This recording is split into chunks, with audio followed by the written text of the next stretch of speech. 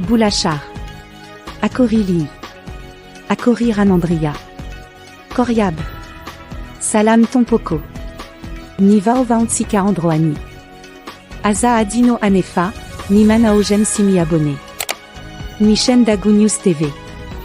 Mankazitraka Tompoko.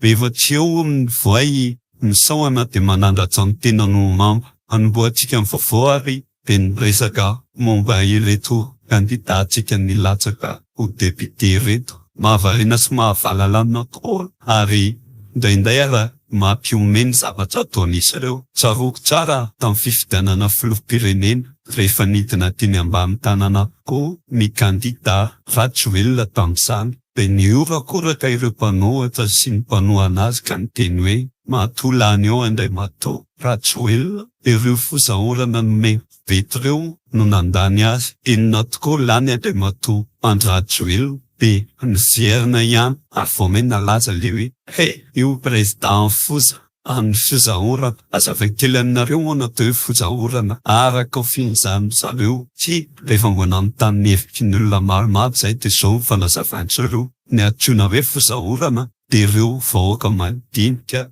tsy mandady arina mionona eny ambany tanàna eny amin'ny faritra iva na faritra maloto izay notambazana koveta hony mba azahoana vatony. Zany hoe le olona mahaja zany ary tsy azo firana, tsy azo diavina, tsy azo lavina ary mandainga izay milaza fa tsy ireo olona no antsoina sara hoe fozahorana. Ireo vahoaka mandinika tsy mandady arina ireo no antsoina hoe fozahorana. Ny zavatra mahatsikaiky nefa tamin'ity fampielezan-kevitra fifidianana ho solombavavoaka ozy aho hoe ireo olona nilaza izany nihorakoraka izany tamin'ny fahitalavitra na ny hainao mandena na tamin'ny sotra sosialy.